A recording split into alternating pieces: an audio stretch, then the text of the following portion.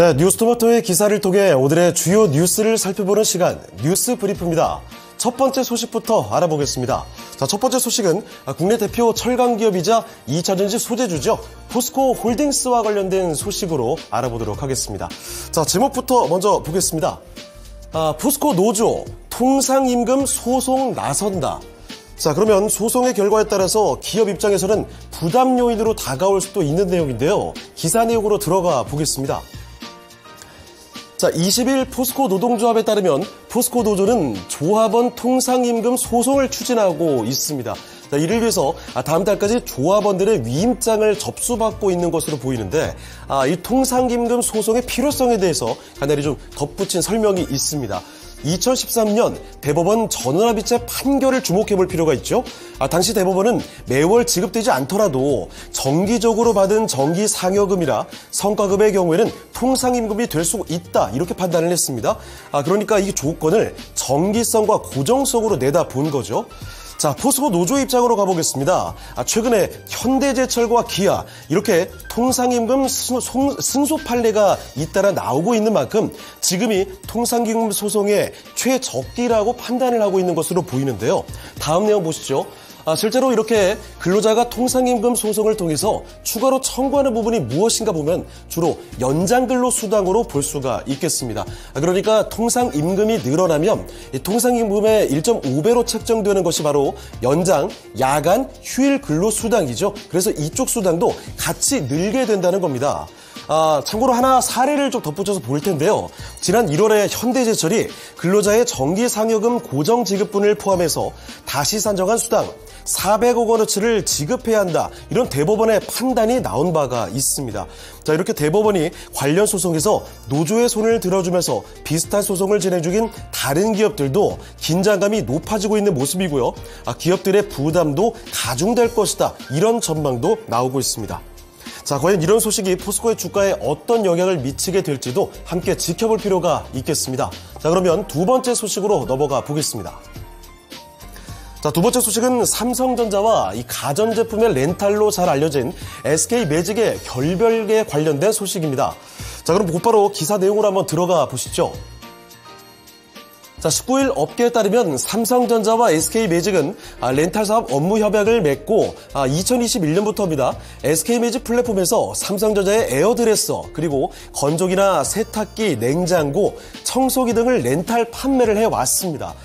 렌탈 사업을 하지 않은 삼성으로서는 정수기와 식기세척기 렌탈의 사업에 특화된 곳이 바로 이 SK매직이죠.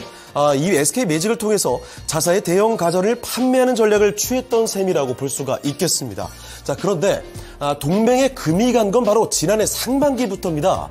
SK매직몰 내에서 삼성전자 생활가전 판매를 중단하게 됐고요. 삼성의 카테고리 자체가 사라졌습니다.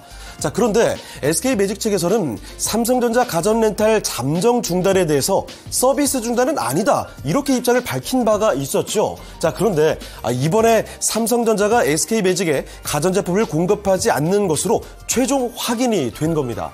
업계에서는 일련의 상황을 감안할 때 삼성전자가 자체 구독 사업을 전개할 가능성을 높게 보고 있는 편인데요.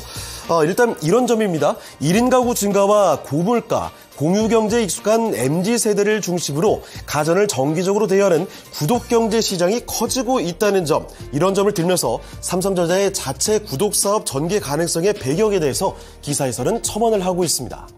자, 두 번째 소식으로 넘어가 보겠습니다. 자, 세 번째 소식은 국내 식품 관련 기업들로 이야기를 꾸며봤습니다. 제목부터 먼저 확인해 보시죠. 올해 실적도 수출에 달렸다. 바로 이겁니다. 그러면 도표를 하나 보도록 할 텐데요. 자, 올해 1분기 농수산품, 농식품의 수출의 혈황을 나타낸 겁니다. 전체적으로도 이렇게 보시면 21억에서 22억 수준으로 늘어나게 됐는데요. 그 중에서도 특히 주목할 만한 게 이쪽 라면 그리고 김밥 정도 볼 수가 있겠습니다. 라면을 보시면 2억 원대, 2억 790만 원에서 2억 7,040만 원대로 30% 넘게 늘었고요.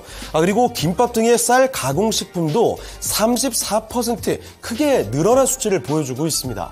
자, 그러면 자세한 기사 내용으로 들어가 보시죠. 올해 1분기 K푸드 수출액이 증가세를 보이면서 라면과 제과업체의 호실적이 예상되고 있습니다. 자, 이에 힘입어서 라면 빅3 제조사인 농심과 오뚜기, 삼양식품은 지난해 최대 실적을 경신하게 됐는데요. 특히 불닭볶음면의 흥행으로 매년 최고 실적을 갱신하고 있는 삼양식품의 경우에는 지난해 창사 이래 처음으로 매출이 1조 원, 영업이익은 1,000억 원을 넘겼습니다.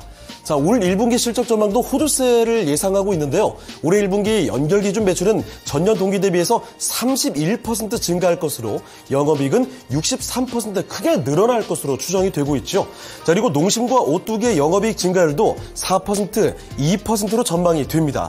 자, 게다가 과자류 수출액도 지난해 1분기 1억 5,520만 달러에서 올 1분기에는 1억 6,500만 달러로 6.3% 증가했죠. 그래서 롯데웰푸드와 오리온이 해외에서 선전을 하면서 높은 실적 성장세를 보일 것으로 점쳐집니다.